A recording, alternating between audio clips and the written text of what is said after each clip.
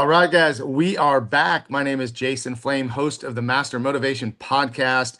Very excited to have an amazing guest who is going to provide us with some motivation, inspiration, and education today. So let me introduce him. His name is Shaffiq Rahim. He is a high impact CEO and transformation specialist known for turning around complex organizations and unlocking rapid growth. With over 15 years of experience, he's built a reputation as the go-to leader for driving profitability, scaling operations, and revitalizing legacy brands. From multi-billion-dollar deals to leading companies through critical transitions, Shaffiq bridges strategy and execution at the highest level. His leadership philosophy, rooted in collaboration, innovation, and empowering teams, consistently delivers breakthrough results. Shaffiq, thanks for being on the show today. Thank you, Jason. I appreciate you having me on the show. Yeah, I'm super excited. As some of you may know, if you follow me on social media, I've had Shaffiq on an interview with the Moore Park Chamber of Commerce, and now I couldn't help but bring him on the Master Motivation Podcast because he's just a high impact guy, and I'm super excited to have the conversation. So thanks again. Yeah. No, I appreciate the return. Like you said, I was on the Chamber podcast, and now with you here at Master Motivation. So thank you, Jason. You are very welcome. And we're streaming live out to Facebook, LinkedIn, YouTube, or even on Twitch. If you're watching this live, do us a favor, like, share, and comment. And don't forget to go over to YouTube and subscribe to Master Motivation Podcast. So Shaffiq, just kind of give us an update. Tell us what's life like right now? How are things going? Tell us a little bit more about yourself. Absolutely. Yeah. It's so currently I'm in the process of setting up some consulting and advisory work. After 15 plus years, being inside the building and looking at it from the inside, I really want to leverage that opportunity and experience to work with companies, elevate, founder-led companies, work with companies that aren't doing well, need help restructuring, get them to that next level. Hey, we're stuck at 10, 15, 20 million of revenue. We want to get to 30 million, 50 million. How do we get there? Or, hey, we're struggling with profitability. How do we optimize our efficiencies? How do we improve our operations to get more profitability? Maybe they're even thinking about a sale and exit plan, removing that owner dependency and saying, when I go to sell, I don't want a buyer to discount my value because they think I'm critical to the business as an owner and founder. So a lot of that experience has come over the years, and that's what I'm kind of looking for in my next career, I guess, if you will. Yeah, nice, very nice. Hey, quick shout out to Dana Abbott, who's always a supporter of the show, has been a guest on the show. Go check out his interview. Dana, I hope you're doing well, and I hope that it's not too hot in Arizona right now.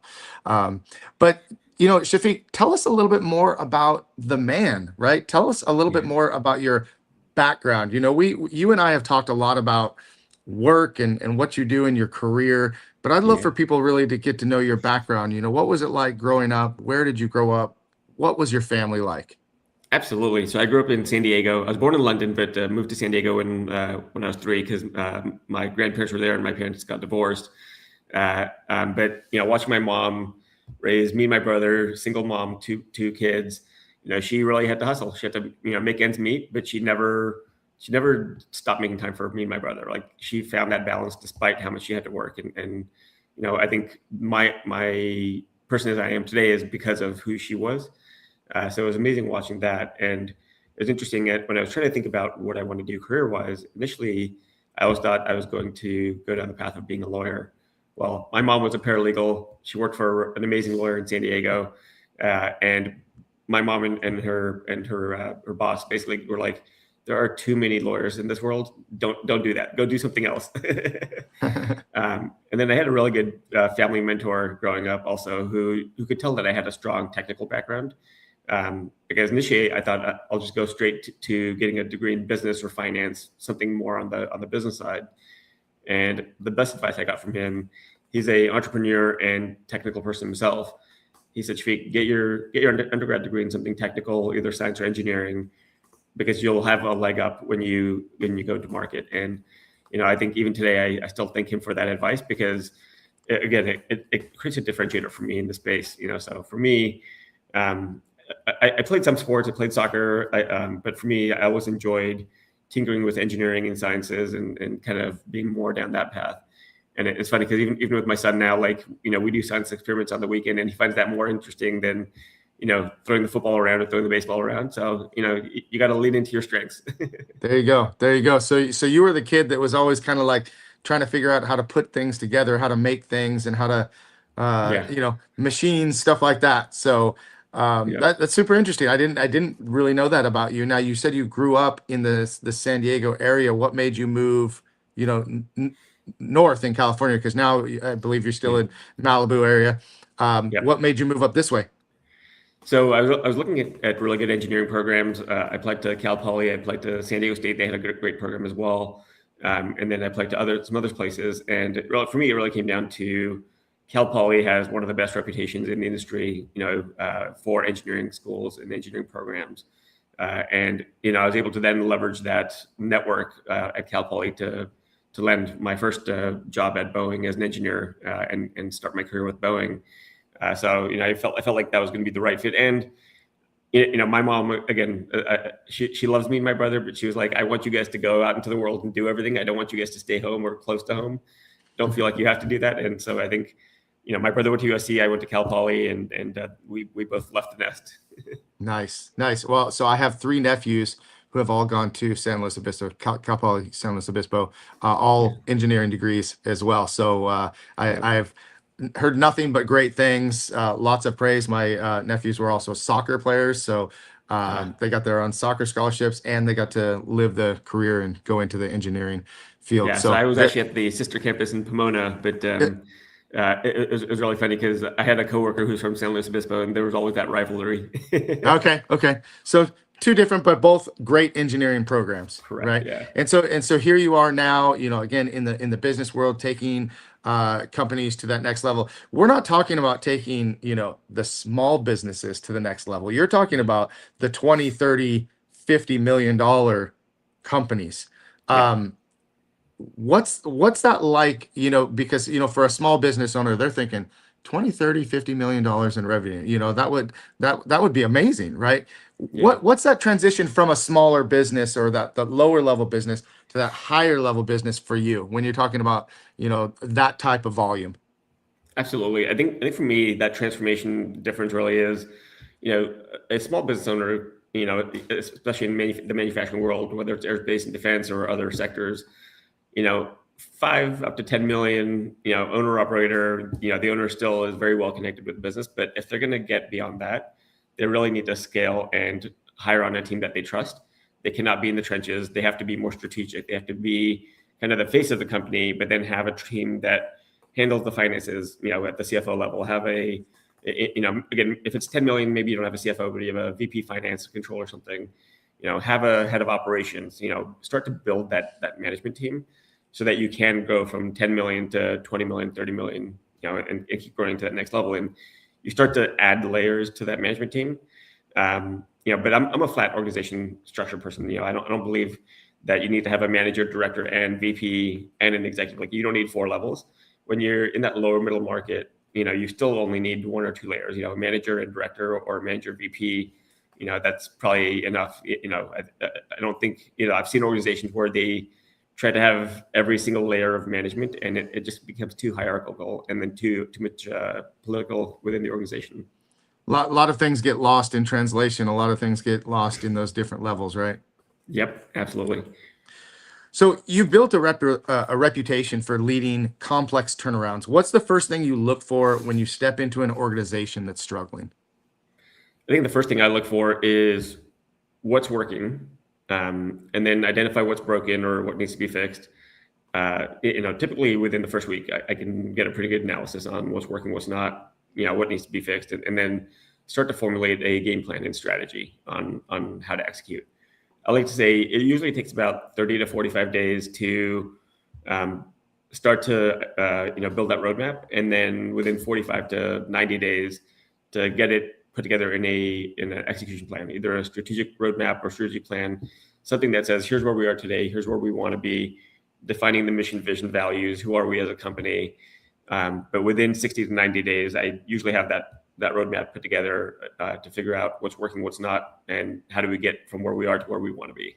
Mm-hmm. The first thing you said when I asked that question was to figure out what's working. That was the first thing you said. Most people would say, figure out what's wrong.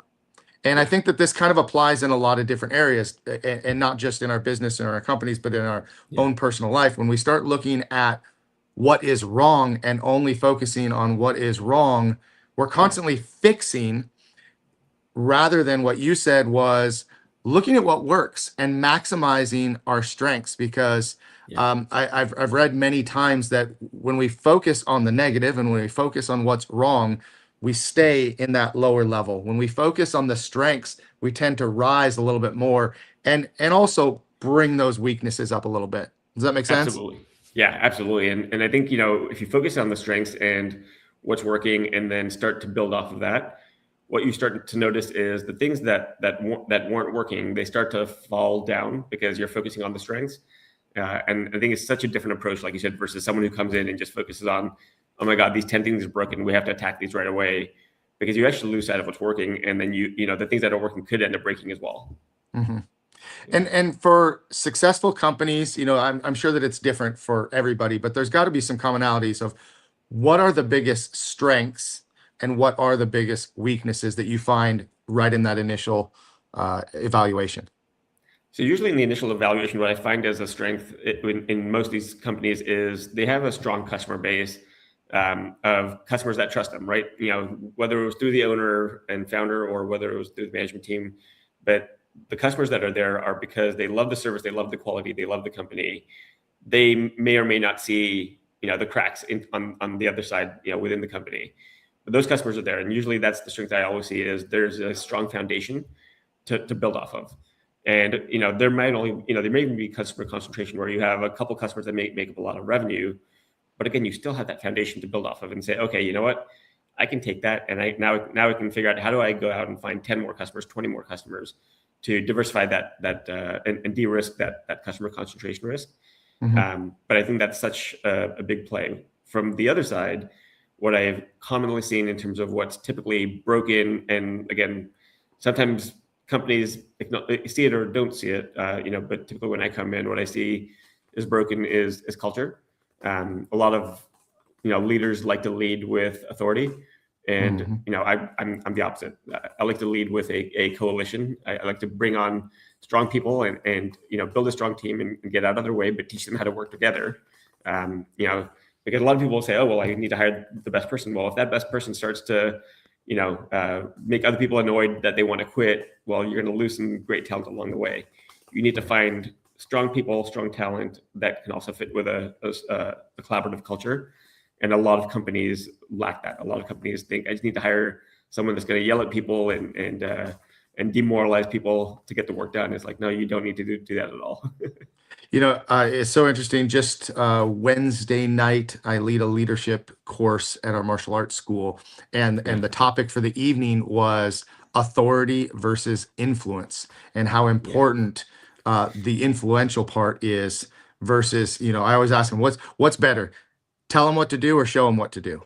and yeah, and so we start to learn, showing them the attitude, show them the work ethic. And then the other thing was culture. I think that culture is so important, something that in our small business, which happens to be a martial arts school, culture is so important because we want yeah, everybody to feel a part. We want everybody to be on the same team, whether you're a student or you're an instructor, or myself. We're yeah, we're all kind of in this thing together. We all have common and similar goals, and we're all trying to help each other get to that next level.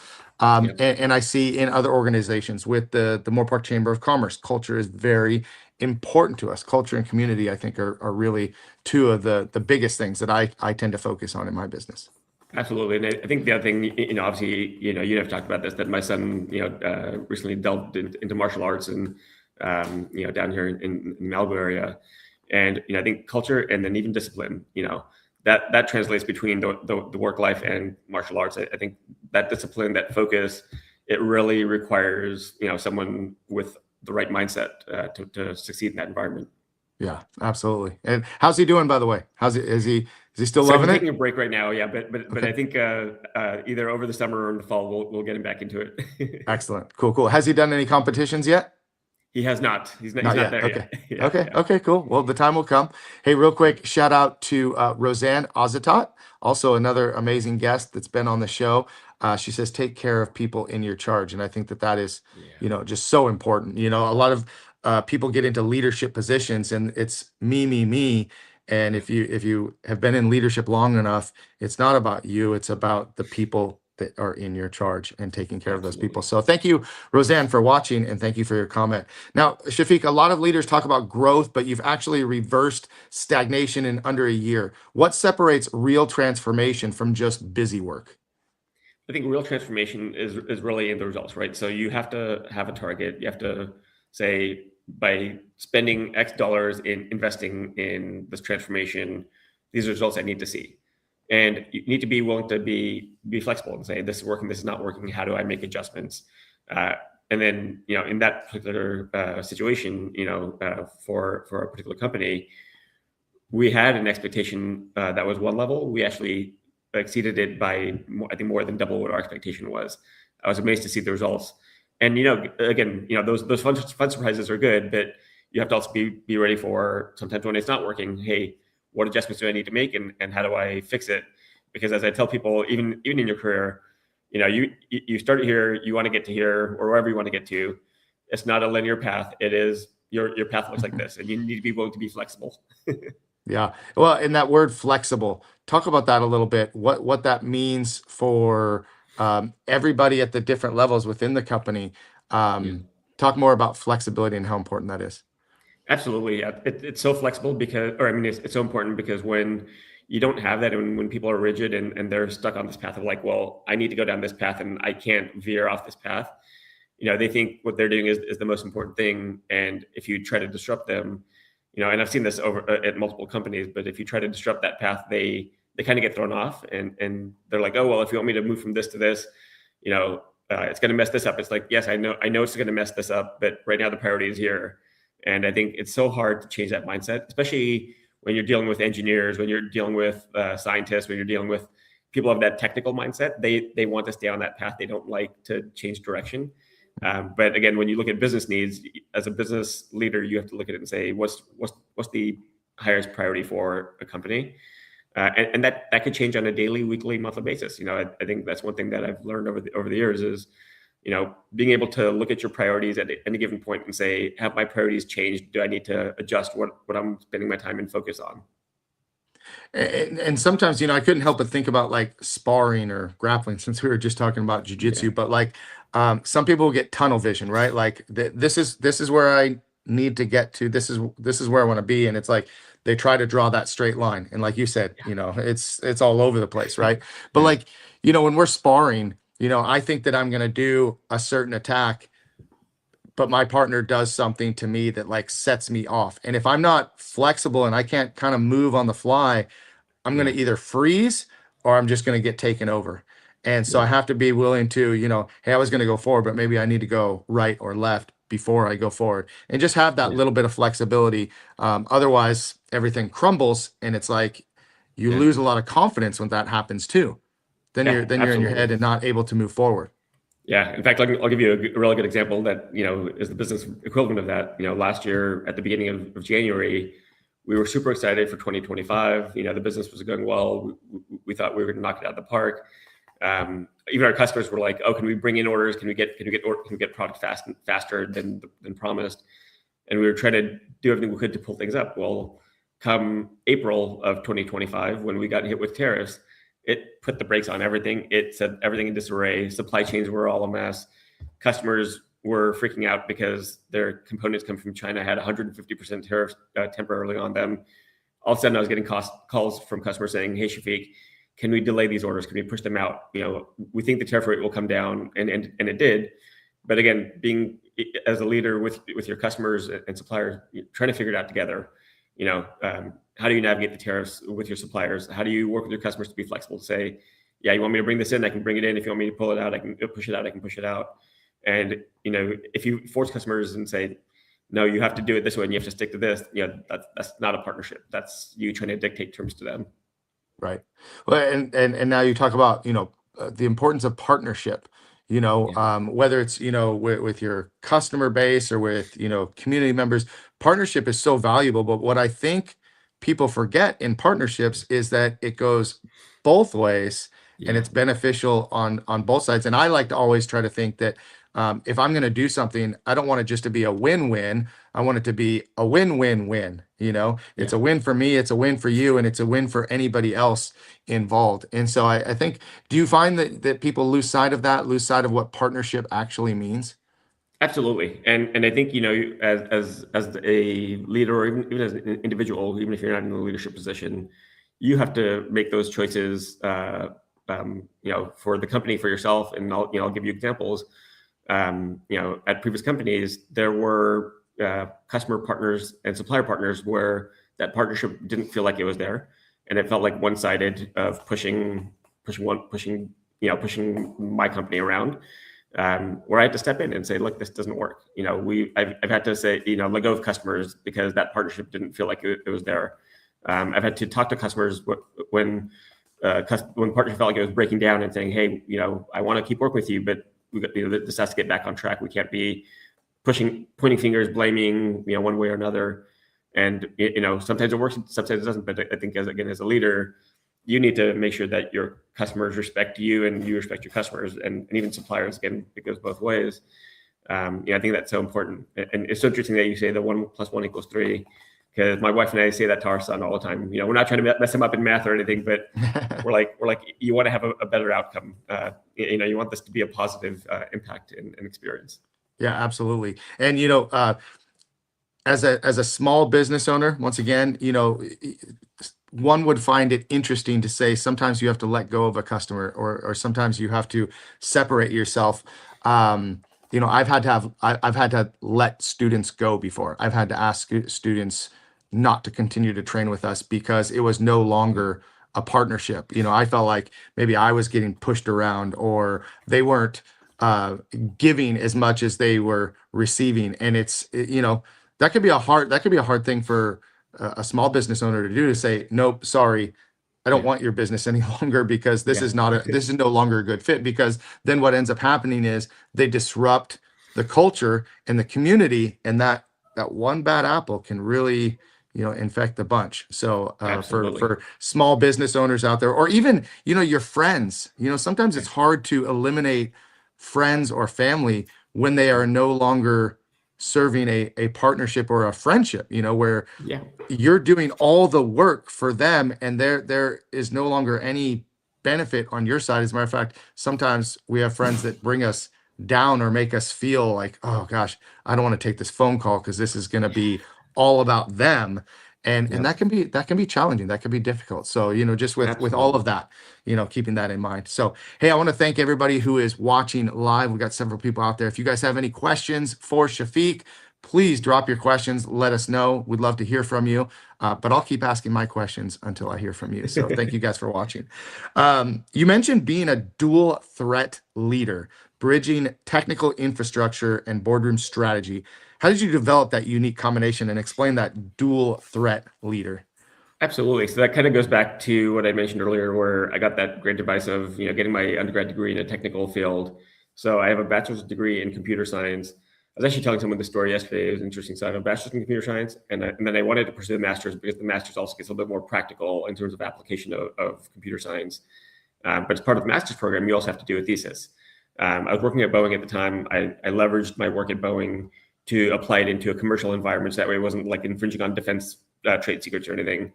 But wrote my thesis on that, and at the end of my thesis, my professor, who was my the one that was helping me defend my thesis, she asked me at the end. She goes, Shaffiq, you're really smart academically. You're really good at what you do. You have patience. She goes, I see you teaching other students. Like you have that patience. Have you ever thought about a PhD path and kind of going down that path? And it was the first time that I had to really think about, like, I always had this business mindset, but now I had to like actually think about it. Do I want to pursue a PhD and go down that? And really, for me, I think what made my decision to go in the business route was I love being around people. I love interacting with people. I love solving business problems. And academia would have been fun in the classroom environment, but there's a lot of research where you're on your own in a lab environment. And to me, that just felt too secluded. That it wasn't my personality. That wasn't what fit. But so, with that technical background, as I got into the business world, like I said, I started my career with Boeing as an engineer. We were solving critical problems for defense platforms looking 20 years into the future. And then as I got into my roles within manufacturing companies as a CFO, COO, and then CEO, the one thing I was able to kind of take from my technical background was people weren't able to BS me on operations and say, oh yeah, things are working fine. It's like, no, I can pinpoint where things aren't working fine. Like I can look at the metrics.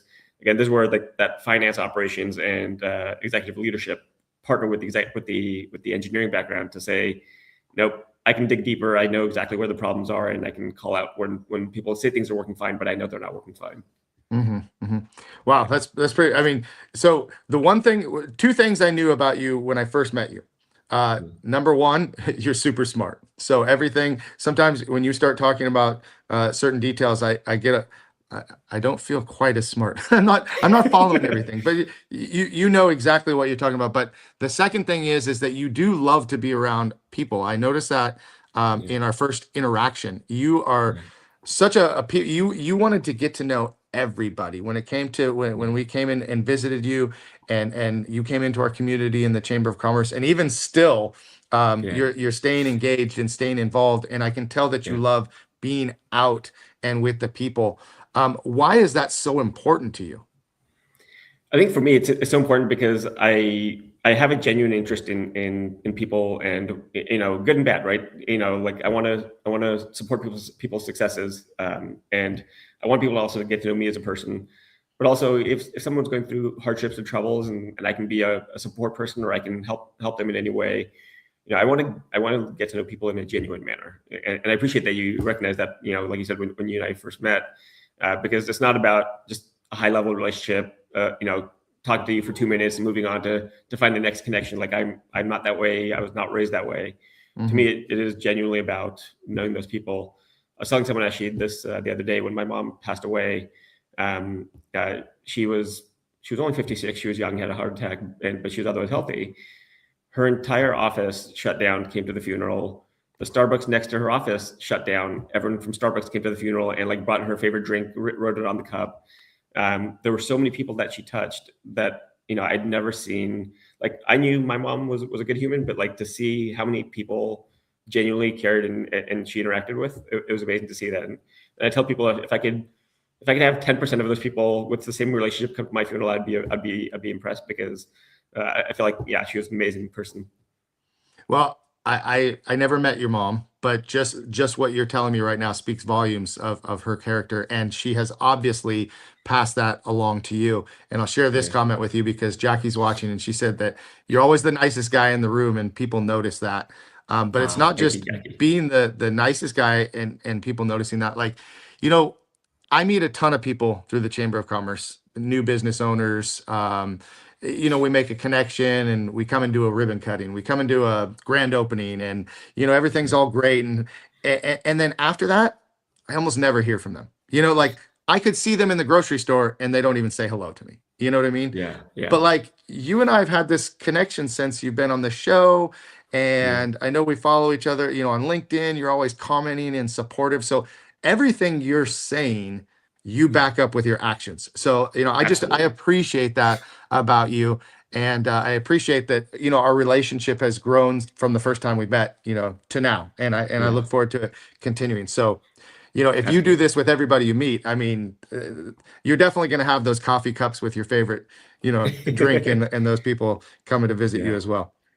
So when you're working with the founder-led companies, what are the biggest mindset shifts that they need to scale successfully?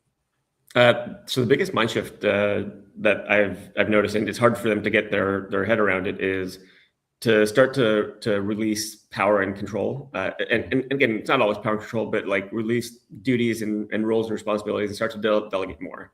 Move, what I would say is almost move from a CEO role, CEO founder role, into like a chairman role.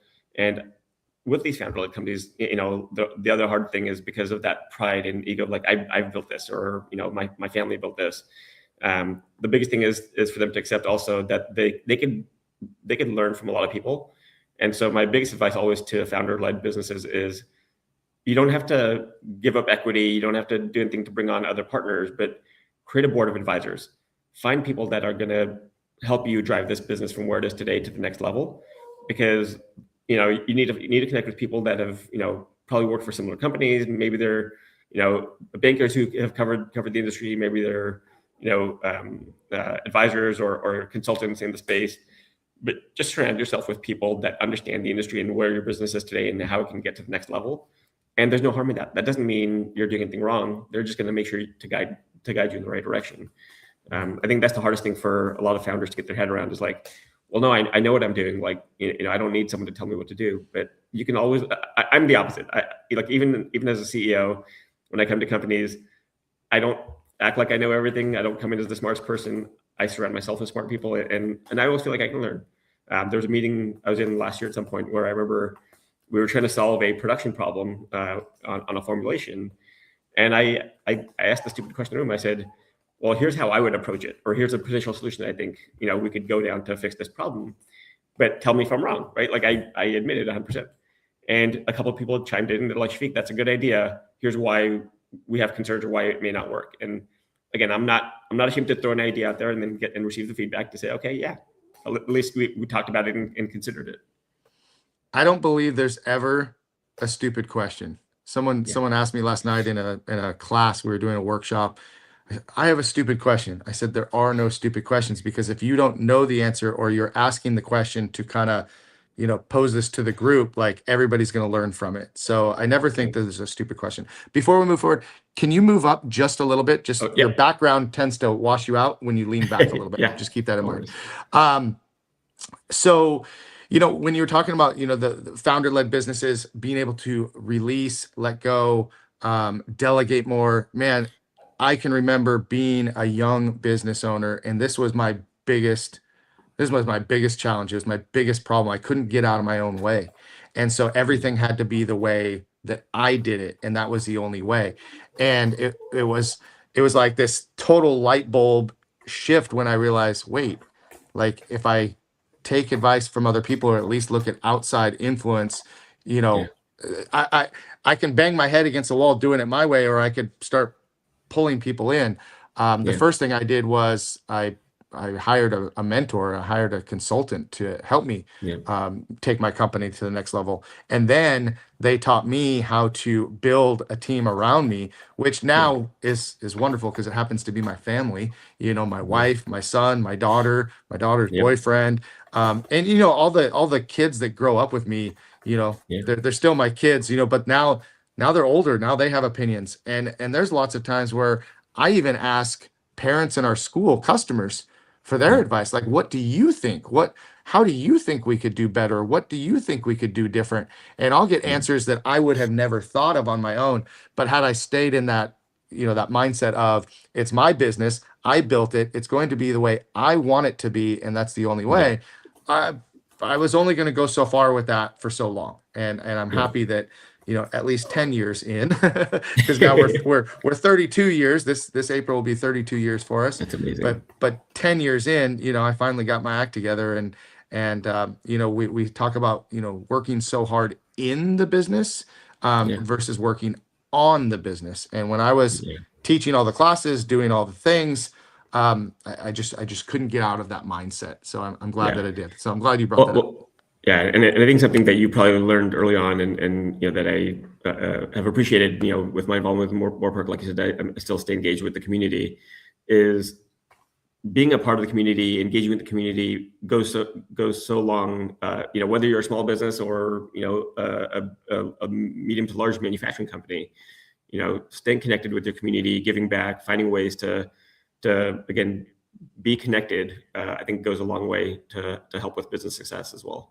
Absolutely, 100%. And it goes both ways, because some people see people doing things in the community, and they say, oh, well, they only do it to get business, and I mean, yes, sometimes there are things that we do to gain new business, but at the end of the day, when my business is more successful, I'm able to now sponsor baseball teams, donate to the high school, do fundraisers.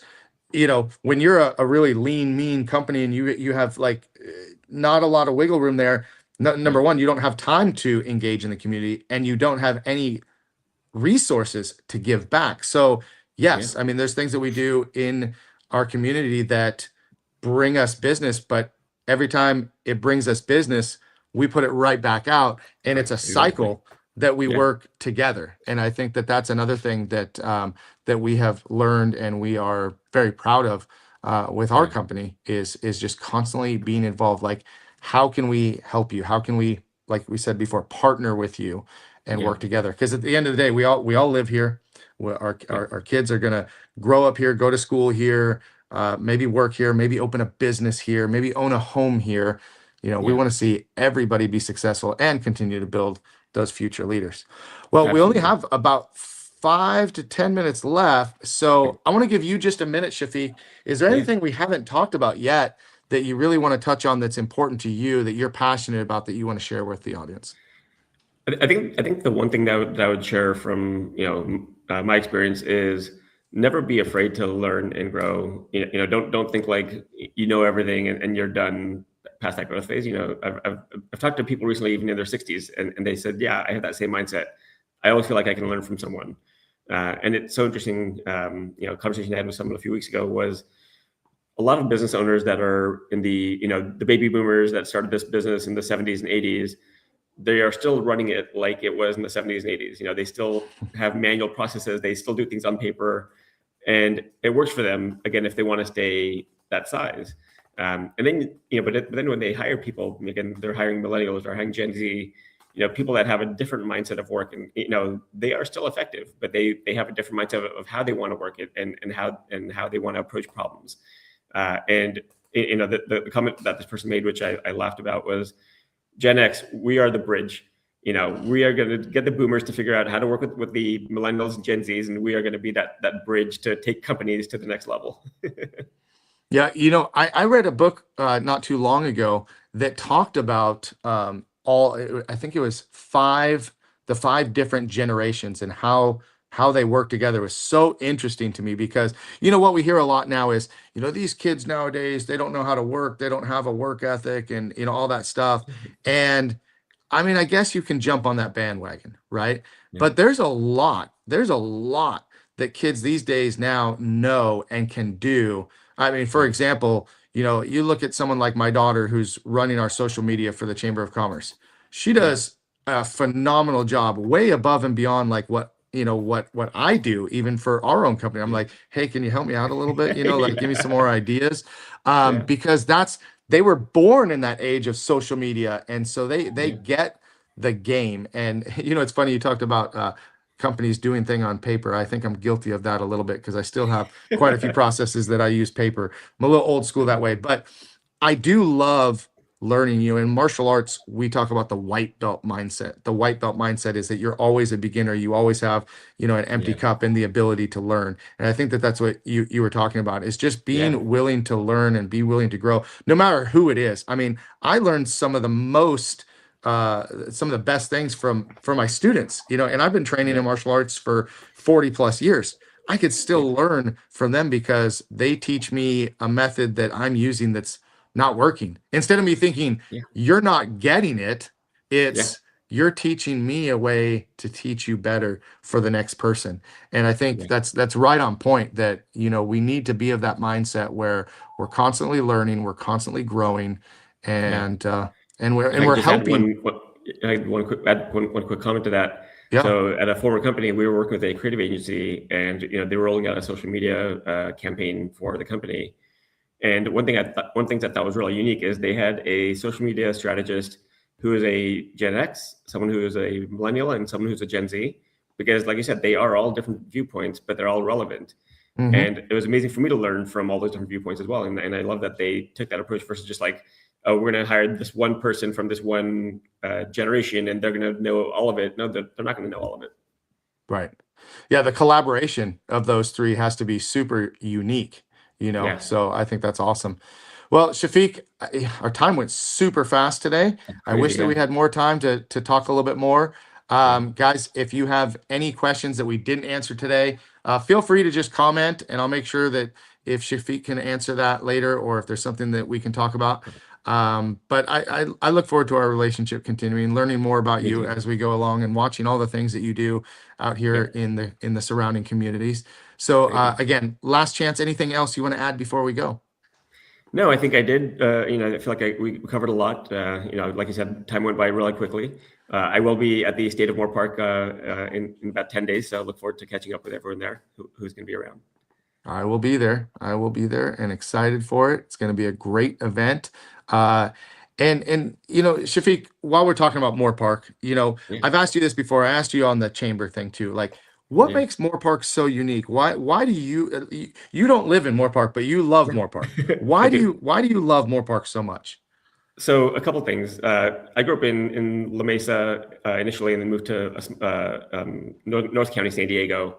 But it had that same feel of San Diego in the '80s, early '90s, where it was still a small community. Everyone knew each other, everyone kind of took care of each other. And then Moore Park has this additional advantage where the city hall and the council that's currently in place and been there for a number of years, they bring that younger mindset. Mayor Chris and the team really, and even John Bendeck. You and I've talked about John. Like I don't know how that guy sleeps, but they've looked at how do we reinvigorate Moore Park, bring more business to Moore Park without losing the feel of Moore Park, and Right. it's that delicate balance, and I love it.